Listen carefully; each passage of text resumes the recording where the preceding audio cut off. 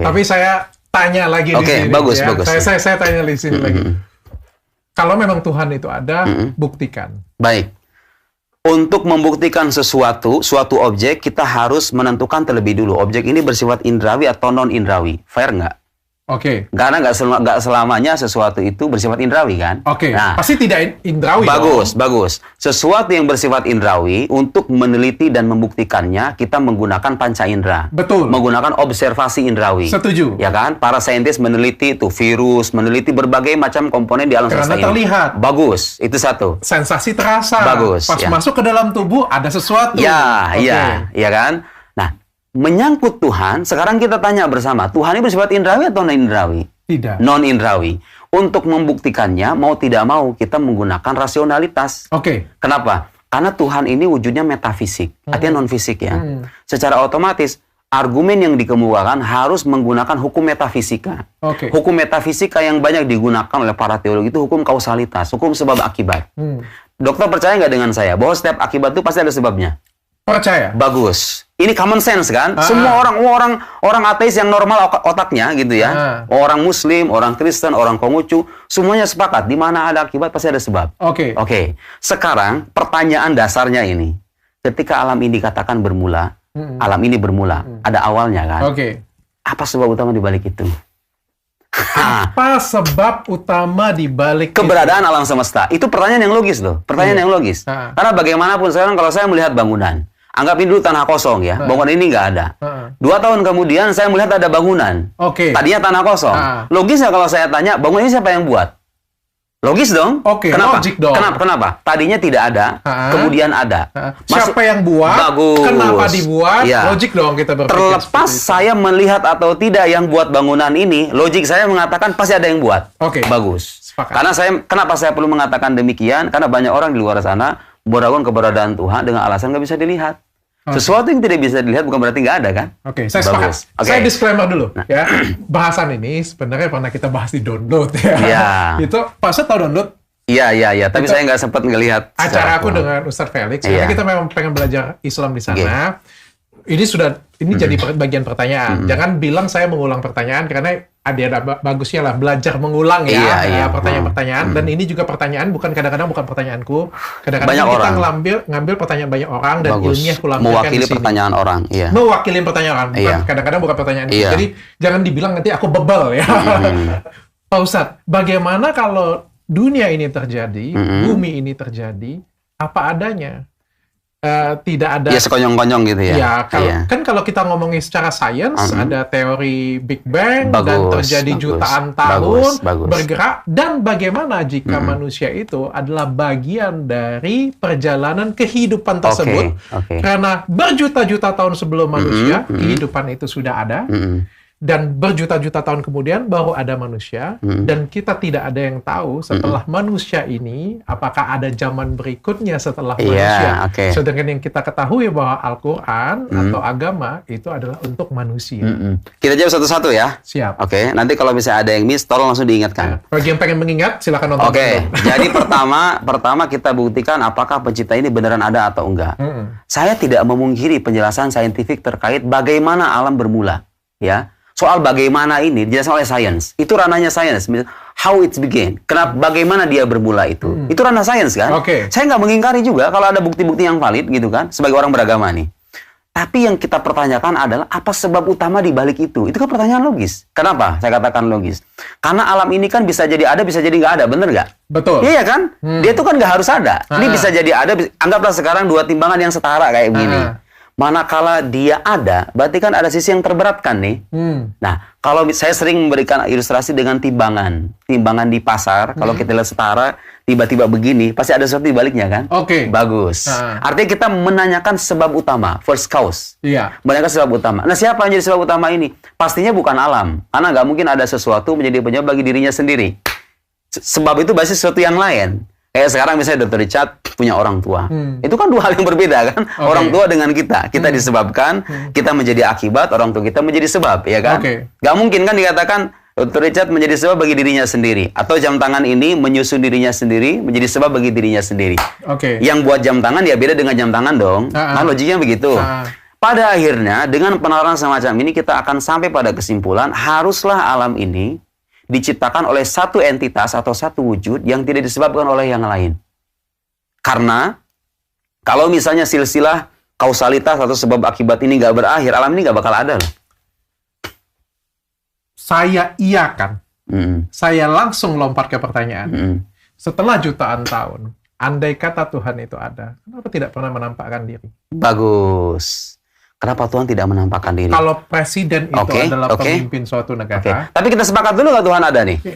Tadi sudah bilang. Sepakat ya. Kita sepakat dulu. Masalahnya orang di luar sana banyak orang mempertanyakan lanjutan tuh. Nggak puas dengan pertanyaan semacam ini, dengan penjelasan semacam ini. Dia suka nanya, yang mengadakan Tuhan siapa kalau begitu? Ada jawabannya. Nggak maksud saya, kita harus yang menciptakan Tuhan ya? Iya, kita harus tegaskan setegas-tegasnya. Agak lain memang. Iya. Siapa, Pak? Nah, untuk menjawab pertanyaan semacam ini, kita perlu menganalisis pertanyaannya terlebih dulu. Sebenarnya pertanyaan ini mengandung kecacatan logis. Kenapa? Karena dia menanyakan sesuatu yang tidak mungkin tercipta. Menanyakan keterciptaan sesuatu yang tidak mungkin tercipta gitu loh. Tuhan itu kan sesuatu, kalau diciptakan namanya kan bukan Tuhan, namanya ciptaan dong. Iya. Kok bisa Anda menanyakan siapa yang menciptakan Tuhan? Terus saya ingin memberikan ilustrasi yang sangat sederhana ya. Anda bisa lihat kamera ini. Anggap sekarang misalnya silsilah sebab akibat. Tadi kan saya bilang, silsilah sebab akibat ini kalau nggak berujung, alam ini nggak bakal ada. Sekarang kalau misalnya saya katakan kepada kamera ini jangan dinyalakan kecuali setelah kamera yang ini. Kamera ini jangan dinyalakan kecuali setelah kamera yang ini. Yang ini jangan dinyalakan sampai tidak ada ujungnya. Ada kamera yang nyala nggak pada akhirnya? Ada kamera yang bisa nyala nggak? Kalau saya gantungkan terus-menerus begitu, kagak ada ujungnya. Ini nggak boleh nyala kecuali setelah ini. Ini nggak boleh nyala kecuali setelah ini. Nggak ada kan? Nggak ada kamera yang nyala, kan? Harus ada satu kamera yang dinyalakan. Nggak usah digantungin. Yang lain akan menyala. Bagus. Nggak usah digantungin kepada yang lain kan? Bagus ya. Nah, itu logika paling sederhana untuk mengatakan bahwa silsilah sebab akibat di alam semesta itu harus berakhir pada satu wujud yang dia nggak disebabkan oleh yang lain.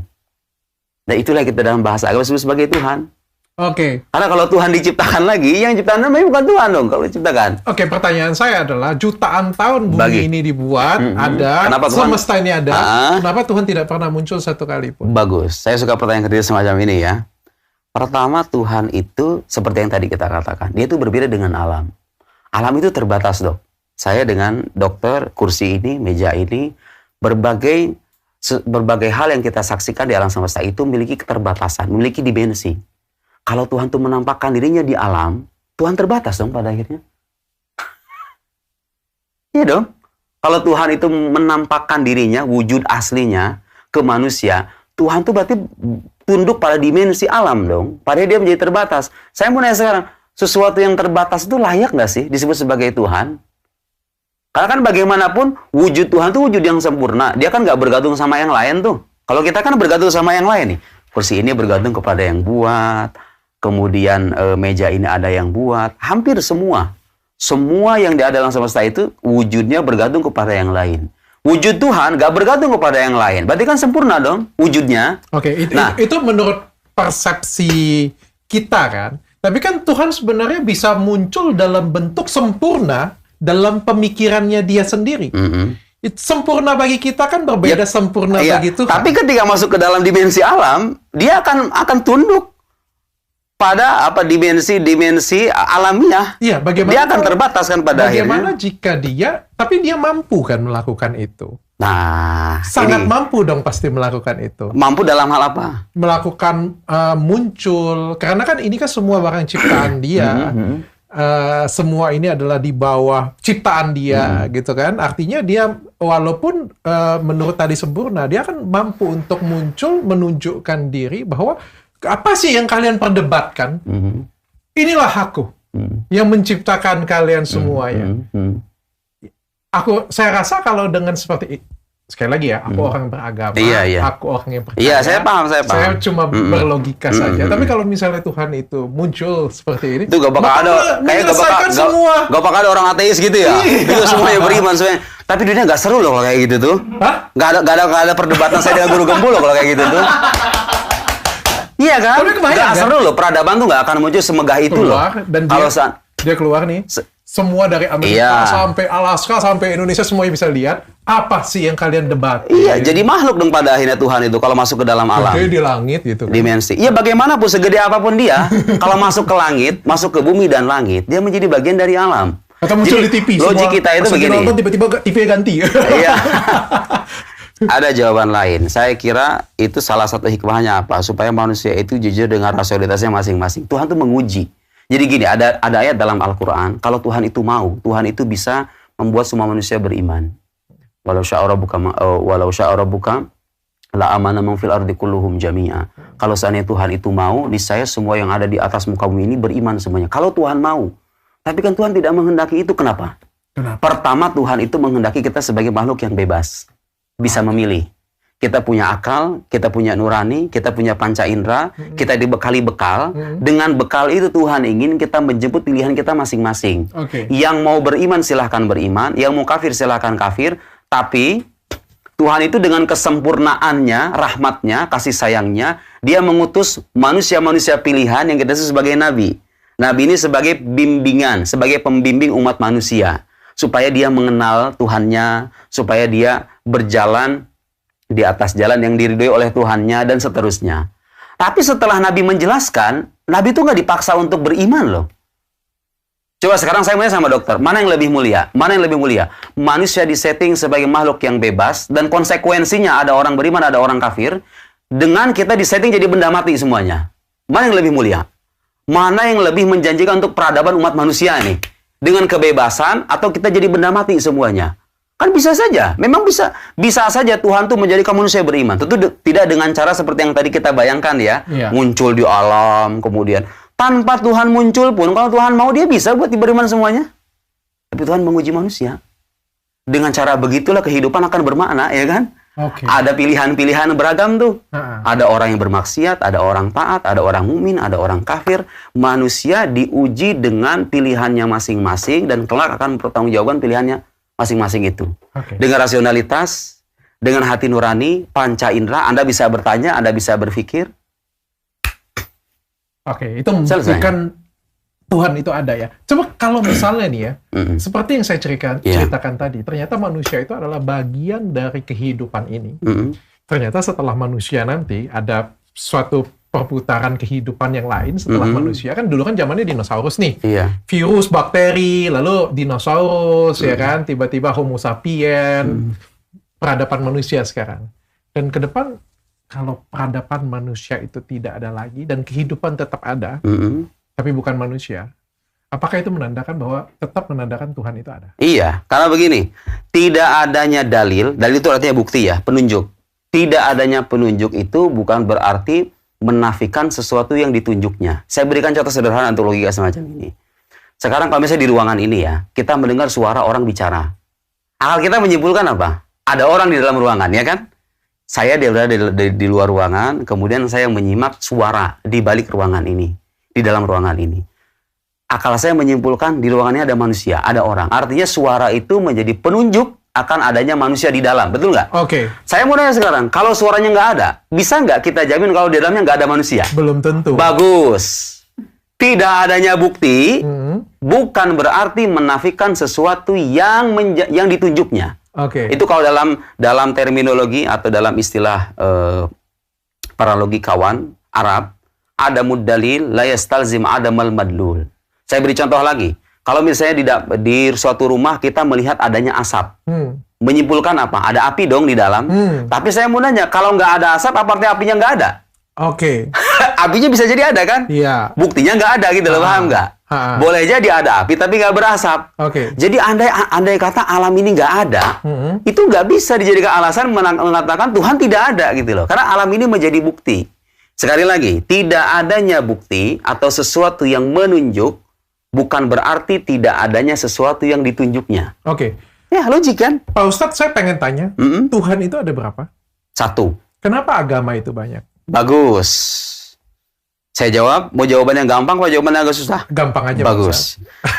Agama itu ada banyak karena bagaimanapun ketika Tuhan menciptakan. Jadi gini, dalam jawaban Al-Quran, para nabi itu pada hakikatnya datang dengan satu agama. Jadi Tuhan itu hanya, ini kita mengklaim ya, bisa dipertanyakan klaim ini. Tahap selanjutnya ya, kalau misalnya tidak terima dengan jawaban bahwa agama itu yang diturunkan Tuhan hanya ada satu. Ya, saya mengklaim dan saya bisa membuktikan nanti bahwa agama yang Tuhan turunkan itu hanya ada satu. Para nabi itu semuanya datang dengan satu agama, namanya Islam. Oke. Mereka itu berbeda-beda dalam syariatnya, dalam aturannya, tapi akidahnya satu. Makanya ada salah satu hadis dalam kitab Sahih Bukhari, kitab Sahih itu salah satu kitab hadis yang otoritatif dalam kesarjanaan Islam. Al-anbiya auladu allat. Para nabi itu ibarat saudara tiri. Di riwayat lain, ikhwatun li allat, saudara tiri, ummahatuhum syatta wa dinuhum wahid. Ibunya itu banyak, agamanya satu. Ibunya itu maksudnya kiasan dari syariat. Syariat itu beda-beda, tapi agamanya satu. Jadi semua nabi itu datang dengan satu agama. Inti agama ini adalah menyembah Tuhan yang esa dan mengakui mereka semuanya sebagai utusan Allah Subhanahu wa taala. Isa, Musa, Muhammad, Ibrahim, Ismail, Hud, dari mulai Adam sampai terakhir, itu bawa satu agama namanya Islam. Makanya kalau kita baca Quran, Nabi Ibrahim itu agamanya Islam. Wasabiha Ibrahim bani wa Yaqub ya bani innallaha astafa lakum dina fala tamutunna illa wa antum muslimun. Kemudian Nabi Yusuf alaihissalam menyebutkan tawaffani musliman wa alhaqni bis salihin. Wafatkan aku sebagai muslim. Jadi, ini saya pengen mengoreksi pemahaman sebagian orang. Islam itu bukan hanya agama Nabi Muhammad. Islam itu agama semua nabi. Mereka itu berbeda syariat, tapi keyakinannya satu. Keyakinannya tauhid. Kenapa kok bisa banyak agama kalau begitu? Karena dalam perjalanan sejarahnya, seperti tadi saya bilang, manusia ini punya kebebasan berkreasi, kebebasan mencari, kebebasan berpikir. Ada agama-agama yang dimunculkan sebagai upaya manusia untuk menjangkau zat yang maha mutlak yang tidak terbatas itu. Jadi ada banyak faktor di balik terbentuknya sebuah agama, ada rasa kekhawatiran, rasa takut, rasa cemas, ya kan? Orang kadang memunculkan agama-agama baru tuh dengan kreativitas berpikirnya, kemudian mereka berkumpul satu sama lain, berdiskusi, berdialog, mempertanyakan hal yang esensial, lahirlah agama-agama baru. Makanya kita katakan tidak semua agama itu kita katakan benar. Untuk mengatakan agama itu benar, harus terbukti bersandar pada bukti-bukti yang valid. Secara rasional bisa diuji. Oke. Jadi, kenyataan bahwa Tuhan satu, dan Tuhan itu menurunkan satu agama, itu tidak menafikan fakta bahwa agama itu memang banyak, tapi kita katakan yang banyak ini nggak semuanya benar. Karena untuk mengatakan agama benar, harus terbukti dari Tuhan apa enggak. Didukung oleh rasionalitas atau tidak. Karena satu-satunya tools bagi kita untuk mengukur kebenaran agama itu ya ini. Ya kan? Orang ateis nggak percaya Quran, nggak percaya Injil, nggak percaya kitab suci, tapi mereka percaya dengan akal sehat mereka. Betul? Okay. Jadi untuk memastikan ini agama benar atau salah, mau tidak mau kita harus menggunakan ini. Oke. Jadi itu ya. Jadi Tuhan itu satu, yang dia turunkan agama itu hanya ada satu. Para nabi itu berbeda-beda dalam syariatnya, tapi keyakinan mereka itu gak berbeda. Karena Tuhannya juga satu. Kalau logiknya begitu, Tuhannya satu, masa agamanya banyak? Agamanya satu dong. Karena dalam agamanya doktrin ketuhanan, kan Tuhan gak berubah-ubah, dari dulu gitu-gitu aja. Pada kenyataannya agamanya banyak. Iya, tapi gak semua yang banyak ini kita katakan benar.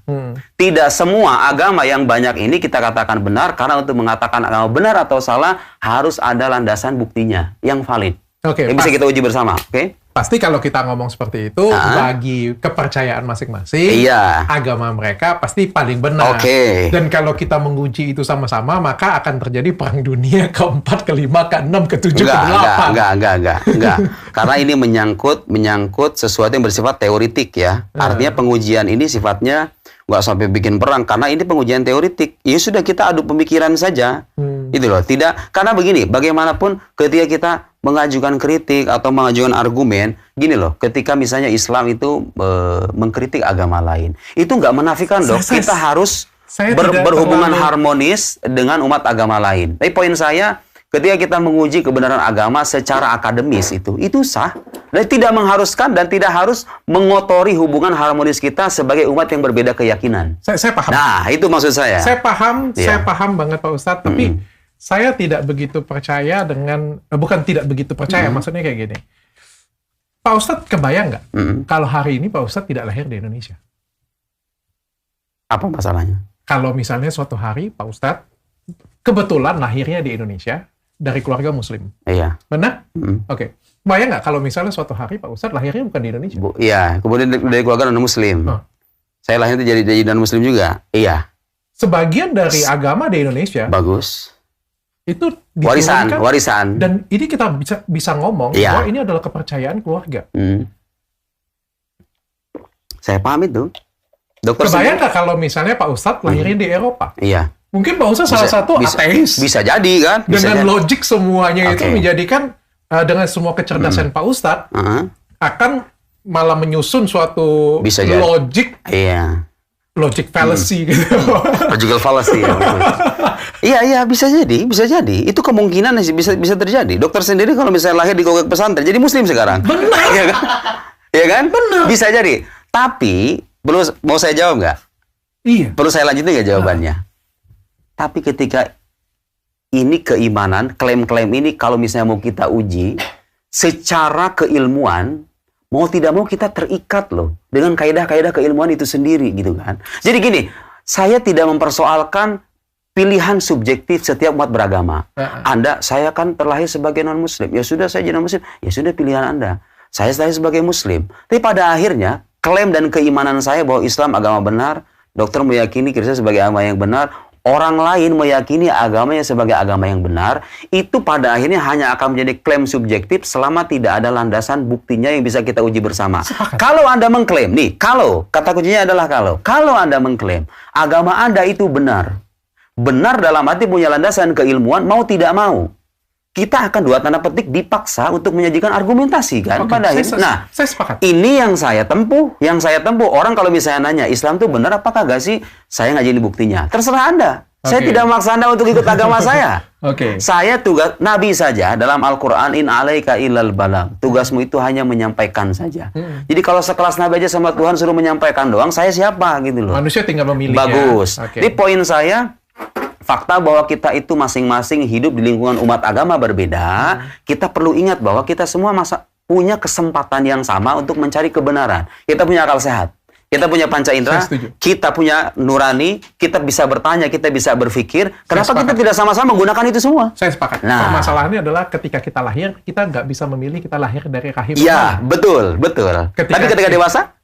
Sebentar, Pak Ustadz. Kita lahir, kita nggak bisa pilih. Betul. Ada yang lahirnya dari agama keluarga yang Buddhis, ada yang lahirnya dari keluarga ateis, ada yang lahirnya dari keluarga Katolik, ada yang lahirnya di pesantren. Iya. Kan? Ada yang pesantrennya bagus, ada yang pesantrennya abal-abal, pokoknya macam-macam lah ya. Bagus. Kan kita nggak bisa memilih itu. Dan ketika kita lahir, kita juga nggak bisa memilih lingkungan kita kadang-kadang. Bagus. Kadang-kadang kita ketemu dengan Pak Ustadz yang hebat, mampu menjelaskan secara logik, dan mendapatkan kesempatan untuk belajar. Nggak semua orang dapat kesempatan seperti saya duduk dengan Pak Ustadz Nuruddin, dapat kesempatan dengan Ustadz Felix Xiao, dapat kesempatan dengan Ustadz-Ustadz besar duduk, ngajarin saya secara langsung, dan ngasih tahu saya, ini ilmu yang benar. Oh iya, kebetulan saya udah beruntung. Tapi tidak semua orang betul. Seberuntung itu, dan kadang-kadang bertemu dengan pemuka agamanya masing-masing yang mampu menuntun sampai seilmunya mereka. Kesempatan dari kita ini tidak pernah sama, Pak Ustadz. Bagus. Baik, iya. Boleh saya jawab? Sehingga akhirnya mereka meyakini apa yang diyakini. Tapi pada intinya adalah, pertanyaan saya mungkin lompat supaya tidak jadi perdebatan. Yang mana yang lebih penting? Agamanya atau perbuatannya? Dua-duanya penting. Iman itu penting, perbuatan itu penting. Karena bagaimanapun yang lebih penting. Dua-duanya nggak bisa dipisahkan. Itu ibarat dua sisi. Makanya dalam Al-Quran itu biasanya kalau menyebut kata beriman, itu disandingkan dengan amal saleh.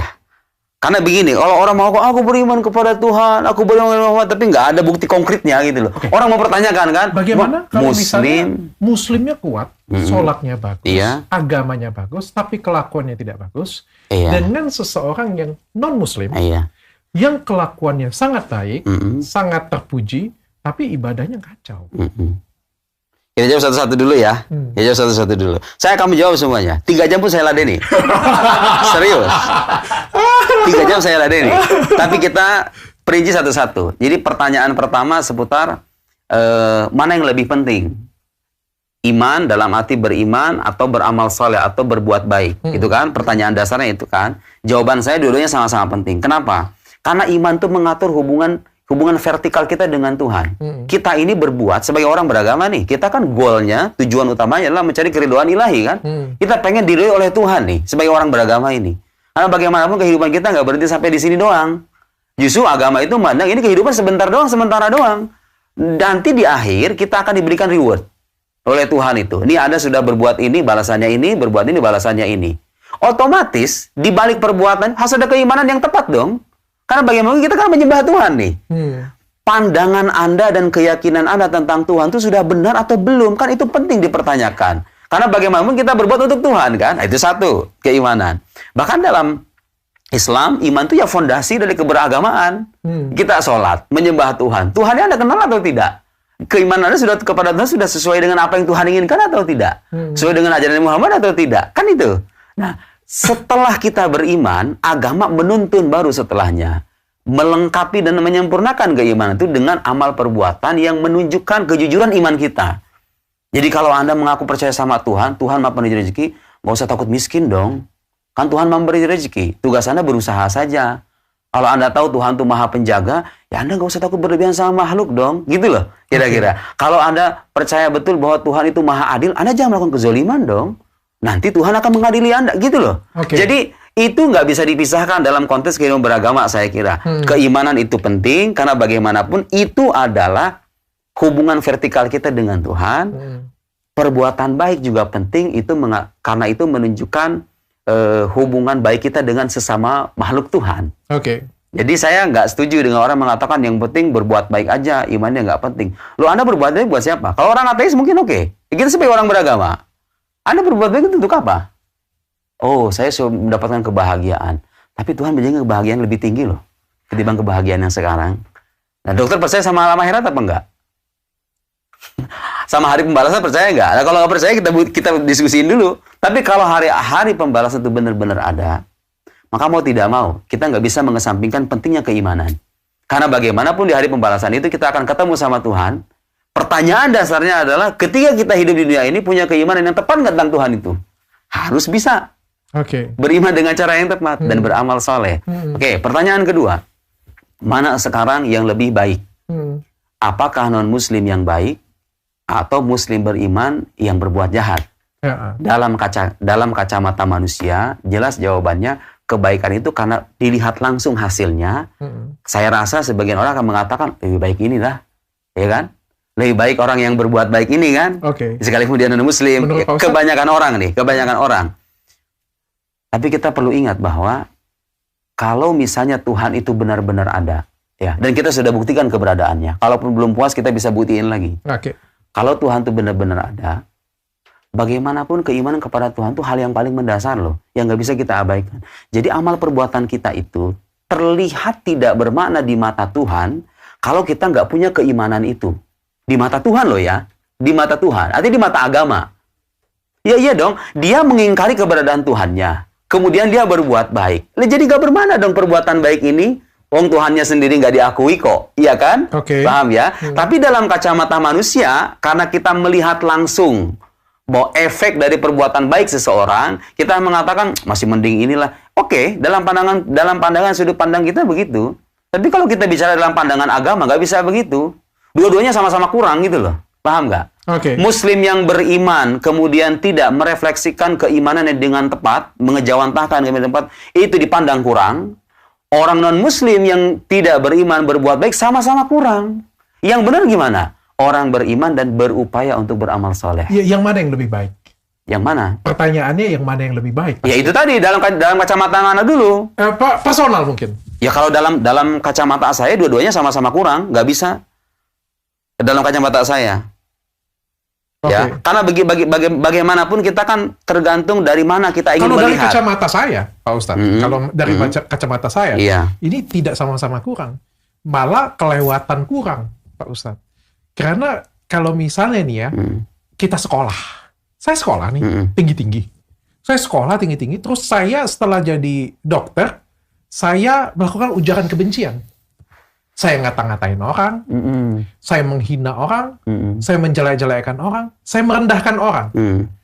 Dengan orang yang tidak sekolah, tapi santun, menurutku, aku sangat kelewatan. Kenapa? Sudah sekolah, lu sudah beriman dengan Tuhan, sudah belajar, tapi lu nggak mampu merefleksikan itu. Kenapa itu bisa terjadi? Apapun ini kan, ini bukan cuma soal agama. Karena setiap orang mungkin dibekali ilmu agama. Tapi setiap orang juga punya pribadi masing-masing. Saya ingin mengoreksi, betul. Saya sepakat. Kecerdasan Jadi memang, dan kedewasaan masing-masing. Iya, ada orang-orang beragama yang tidak bisa mencerminkan ajaran agamanya. Tapi saya mau menjawab kenapa itu bisa terjadi. Jawabannya, Dok, karena pada akhirnya itu orang beragama, mau Muslim, mau Kristen, apapun agamanya, dia adalah manusia yang punya hawa nafsu. Kadang-kadang manusia itu gagal dalam melawan hawa nafsunya, dorongan nafsunya kadang lebih kuat ketimbang bisikan nalarnya. Pada akhirnya apa? Dia mengabaikan tuh perintah-perintah Tuhannya, kemudian mengerjakan larangannya, karena saya ulangi ya, pemahaman tentang agama itu berbeda dengan pengamalan terhadap agama. Sepakat nggak dengan saya? Bisa jadi orang gelar doktoral dalam bidang ilmu agama, bisa jadi loh. Pemahamannya dalam sekali. Bicara halal dan haram itu fasih. Bicara dalil Al-Quran, bisa jadi hafal Al-Quran. Tapi ternyata itu tidak mencerminkan perbuatannya. Actionnya. Bagus. Kenapa? Karena dia adalah manusia yang punya dorongan nafsu itu. Setiap orang itu dibekali dengan dorongan nafsu itu. Ada yang berhasil mengontrol, ada yang gagal. Orang beragama sendiri, banyak yang gagal. Jadi pada akhirnya kita perlu fair untuk mengatakan bahwa agama itu pada dasarnya mengajarkan manusia untuk kebaikan, menuntun, ya. Tapi kan masalahnya tuntunannya nggak selamanya diamalkan, karena manusia punya kebebasan. Masalahnya, yang satunya lagi nggak belajar agama lebih dalam, atau misalnya sekolahnya nggak tinggi-tinggi banget, kayak tadi saya bilang tadi, sekolahnya nggak tinggi-tinggi banget, tapi menguasai, mengetahui esensi dari belajarnya tadi. Misal nih, misal saja saya tidak belajar sedalam Pak Ustadz, misal. Nggak sedalam Pak Ustadz. Tapi saya percaya dengan Tuhan, saya percaya dengan Nabi Muhammad, saya gitu punya. Saya nggak sholat, saya nggak ngaji, saya nggak baca, saya nggak wudhu, saya nggak apa. Tapi saya mengamalkan Islam jauh lebih baik. Saya tidak menyakitin orang, tutur kata saya baik, saya selalu membantu orang. Nah, menurut saya, tentu saja orang tersebut lebih mengetahui esensi dari agama. Dalam sisi itu, dalam sisi moral dia lebih baik, dia nggak ada perselisihan di antara kita secara moralitas. Tapi kan kita bicara nggak hanya dari sudut dan perspektif kita saja. Agama mandang orang ini kayak gimana gitu loh.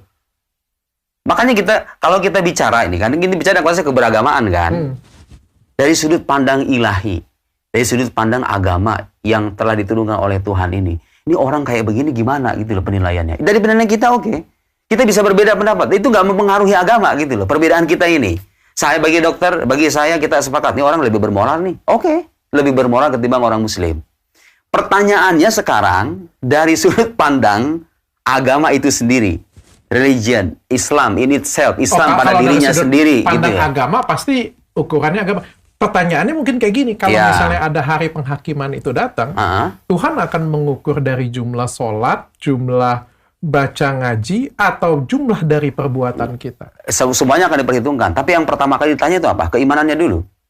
Kan Tuhan yang mengadili, Tuhan yang menciptakan, Tuhan mengadili, dia sudah diberikan nikmat oleh Tuhan. Dia percaya nggak sama Tuhannya? Nggak percaya. Ya semuanya tidak bermakna dong perbuatannya. Wong tuanya sendiri nggak dipercayai kok. Kayak dokter misalnya punya karyawan nih, nggak ngakui dokter sebagai atasannya, itu kurang ajar banget kan? Iya kan? Udah dikasih gaji. Tapi kerjaannya lebih bagus. Ya tapi tetap kurang ajar kan? Tetap kurang ajar kan? Kalau misalnya dia nggak. Tapi kalau dia nggak percaya dengan Tuhan, apakah semua perbuatan baiknya gugur? Iya. Kenapa? Kalau dia percaya dengan Tuhan, semua perbuatan kita itu kadang-kadang cara pandangnya hanya terfokus pada satu titik, nggak berpandang secara holistik. Pandanglah sesuatu secara holistik, secara menyeluruh. Kita kalau melihat perbuatannya doang, kok bisa ya? Kok bisa itu? Hanya karena tidak beriman, kemudian misalnya menjadi sia-sia gitu kan? Tapi jangan lupa, Tuhan itu meminta kita untuk beriman kepadanya. Amal kita ini akan bernilai di matanya kalau kita beriman terlebih dulu kepadanya. Anda mengabaikan sisi yang paling dipentingkan oleh dalam agama ini gitu loh. Ya Anda tidak bernilai pada akhirnya. Bukan berarti ya, mohon maaf, bukan berarti saya mengatakan demikian, bahwa lebih penting, yang penting orang beriman, udah terserah lu dah ngomong kayak gimana aja, berbuat apa aja, nggak begitu. Justru kita ingin menekankan sama orang-orang bahwa iman itu penting, karena bagaimanapun kita menyembah Tuhan, cara kita melihat Tuhan, cara kita meyakini Tuhan itu harus tepat, beramal juga penting, karena adalah pengejawantahan dari keimanan. Kalau bisa ditimbang-timbang mana yang paling mendasar? Yang paling mendasar keimanannya. Saya jadi kangen download ini. Saya kangen download. Tapi kita langsung konkret aja ya pertanyaannya. Ada bukan tidak beriman lah kita ngomong ya. Yang nggak peduli lah ya dengan keimanan apapun itu, tapi berbuat baik nih. Kita anggap saja ya, kita anggap saja ada orang seperti itu. Ada satunya lagi Pak Ustadz nih. Pak Ustadz rajin mengaji, soleh dan lain sebagainya. Tapi ternyata min santri. Iya, terjadi. Banyak kan yang seperti itu kan. Oke, hari penghakiman. Kan surga ada berapa level, neraka ada berapa level. Kira-kira orang yang tidak beriman tapi punya kelakuan baik masuk kemana? Dan yang satunya lagi, Ustadz, sholat, ngaji, percaya Tuhan, tapi banyak santri, masuk ke yang mana? Oke. Pertama harus saya jawab bahwa menyangkut hal gaib, menyangkut hari kemudian, dalam tradisi keislaman itu kita harus bersandar pada wahyu, bukan pada selera pribadi. Oke? Karena akal saya bisa berspekulasi nih, akal dokter bisa berspekulasi. Kita kalau ikuti ego pribadi, baik gue sih yang beginilah. Ini kan lebih bagus. Iya kan? Kagak ada ujungnya. Menyangkut urusan gaib, menyangkut hari kemudian, alam akhirat, kalau dalam teologi itu namanya sam'iyat. Sam'iyat itu artinya hal-hal gaib yang bisa kita terima atau kita benarkan melalui wahyu. Sandaran utamanya itu adalah wahyu. Apa yang dikatakan wahyu dalam ini Al-Quran ya, dalam versi agama kita. Apa yang dikatakan Al-Quran tentang orang-orang ini? Oke, itu kan kasus per kasus tuh. Tapi saya bicara secara umum terlebih dulu. Kalau kasus, saya nggak bisa mastiin karena Tuhan yang lebih tahu kan. Saya sepakat tos dulu. Iya. Jadi saya sebagai orang beragama nggak mau so tahu gitu loh. Itu urusan Tuhan. Urusan Tuhan. Tapi kalau dari segi kita ngajar, dari segi keilmuan kita yang terbatas tetap ini, saya menekankan dalam momen saya mengajar santri, dalam saya berceramah apapun, tetap saya menekankan bahwa baik keimanan maupun amal perbuatan itu sama-sama penting. Jadi saya itu bukan tipe orang beragama, lu yang penting beriman aja, udah terserah berbuat apa, nanti diampuni sama Tuhan gitu. Enggak. Saya tidak termasuk orang berpandangan demikian. Saya juga tidak termasuk orang yang berpandangan bahwa yang penting berbaik-baik aja, agama lu nggak penting, nggak apa-apa. Agama apapun nggak penting, ya kan? Saya nggak setuju. Bagi saya pandangan yang lebih fair adalah mementingkan keduanya. Karena bagaimanapun begini, saya bilang dokter, kalau kita cuma melihat amal perbuatannya doang, memang kita akan terhenti sampai di situ. Pandangan kita ini lebih baik lah dari sisi ini. Ya dari sisi itu. Kenapa Anda mengabaikan unsur keimanan yang paling mendasar ini? Karena bagaimanapun sosok yang Anda ingkari itu pencipta alam semesta loh. Anda nggak tahu diri loh. Ketidaktahuan diri Anda itu kedurhakaan luar biasa loh. Iya kan? Jadi intinya orang yang tidak mengakui Tuhan tadi atau nggak peduli siapa Tuhannya, tapi berbuat baik, itu masuk neraka atau enggak? Nah, saya mau sekarang menjelaskan. Saya harus hati-hati nih, supaya nggak dianggap egois ya. Saya nggak mau, saya bahas berdasarkan pada ilmu. Nih, adilnya Tuhan itu apa dokter? Dalam ajaran Islam nih, orang itu nggak akan disiksa kecuali setelah sampai kepadanya ajakan untuk beriman. Anggap sekarang ada orang non-muslim di pedalaman sana. Dimanapun itu ya. Di Kutub Utara lah misalnya. Dia nggak kenal Islam, nggak tahu. Ya, bagus. Nggak tahu apa-apa. Bagus. Nggak kenal Islam, nggak kenal Muhammad, nggak kenal Al-Quran. Nasib dia gimana? Kafir apa enggak? Nggak. Dia bukan orang kafir. Dia tidak termasuk orang yang akan diabadikan di neraka. Kenapa? Agamanya belum datang kok. Ajakan berimannya belum datang. Walaupun dia percaya yang lain. Iya, sekalipun selama agamanya belum datang. Selama ajakan beriman belum datang. Sebentar. Dia percaya yang lain dan dia tidak tahu agama. Sebentar dulu. Andai kan adil nggak? Maksud saya adil nggak? Kalau Tuhan tidak menyiksa suatu kaum, seorang manusia, kecuali setelah sampai kepadanya ajakan untuk beriman. Kemudian belum selesai sampai di situ. Andai kan dia sudah sampai kepadanya ajakan untuk beriman, tapi dia nggak bisa mikir, otaknya error, nggak bisa mencerna gitu loh. Dia juga sama termasuk orang yang akan selamat. Adil nggak itu? Ya iya kan, udah sampai ini ajakan Nabi Muhammad, ini Al-Quran, ini Tuhan ada, tapi dia nggak bisa mencerna. Makanya orang itu nggak akan dihukum neraka loh. Yang beneran gitu loh ya. bukan gara-gara galau gitu, frustrasi gara-gara bisnis kemudian bangkrut. Lihat keadilan agama. Bagaimana memperlakukan manusia. Siapa? Saya nanti akan pada kesimpulan siapa itu orang kafir sebetulnya. Orang yang belum menerima dakwah itu tidak dipandang kafir. Atau dia menerima dakwah tapi dia nggak bisa mikir. Nggak punya alat untuk mencerna. Sekarang dia bisa berpikir sampai kepadanya ajakan untuk beriman. Tapi yang digambarkan kepadanya ini nggak membuat dia menarik. Dalam arti gambarannya cacat. Misalnya orang ISIS berdakwah itu ke sono ke Kutub Utara itu misalnya. Muncullah gambaran dalam dirinya Islam itu adalah agama yang haus darah. Itu aja gambaran Islam tentang dirinya itu. Tentang Islam itu bagi dirinya itu. Bagaimana kata para ulama, para sarjana muslim memandang orang semacam ini sama. dia tidak termasuk orang kafir juga. Oke. Karena itu gambaran dakwahnya masih belum jelas. Tahu nggak siapa yang dikatakan kafir yang betul-betul akan disiksa oleh Tuhan itu? Orang sudah sampai kepadanya dakwah atau ajakan beriman. Dia bisa berpikir dan mencerna ajakan itu. Kemudian dia tahu itu benar, dia menolak dengan kesombongan dan kepongahan. Ina dan wastikbaron. Itu orang yang nanti akan diabadikan neraka itu. Setelah apa? Setelah sudah diberikan nikmat, diberikan akal sehat, diberikan panca indera, diberikan kaki untuk berjalan, mata untuk memandang, kuping untuk mendengar, otak untuk berpikir, Anda nggak bisa menggunakan semua itu, kemudian sampai kepadanya ajakan untuk beriman dari orang yang tepat, penjelasannya benar. Anda menolak dengan kesombongan, wajar nggak itu? Wajar nggak? Oke. Wajar dong, Tuhan adil loh. Nggak berarti orang kalau misalnya di luar Islam semuanya box, semua masuk neraka gitu. Saya bukan termasuk orang yang punya pandangan begitu. Jadi kesimpulannya orang orang yang tidak beriman tadi punya kelakuan baik, itu bisa masuk neraka, bisa masuk surga. Tergantung kasusnya. Tergantung kasusnya. Dia udah mengenal Islam apa belum? Sudah ada ajakan beriman apa belum? Sudah di depan mata, terus nggak diajarin dengan baik? Nah, bagus. Nah, sekarang saya mau nanya begini. Bukan mau nanya, saya ingin melanjutkan penjelasan tadi karena ini sangat penting. Banyak orang di luar sana nggak paham tentang persoalan ini. Tahu nggak? Kalau ada orang non-Muslim, ini Gereja Al-Azhar yang ngomong. Artinya ini sosok yang otoritatif di Al-Azhar ya. Bukan ustadz yang baru lulus kemarin. Saya mengutip. Kalau ada orang non-Muslim, lihat keadilan Islam dalam memandang umat agama lain. Ada orang non-Muslim. Dia mencari kebenaran sampai kepadanya dakwah maksudnya ya. Ini sampai kepadanya dakwah dengan cara yang tepat, oke? Kemudian dia bisa mencerna ajakan itu. Kemudian dia terus mencari dan berpikir, mencari dengan penuh ketulusan dan kejujuran. Tiba-tiba belum sampai, mati tengah jalan. Tahu nggak dihukum kafir apa nggak dia? Kalaupun dia itu masuk neraka, kata guru saya di Al-Azhar itu, dia tidak akan diabadikan di neraka.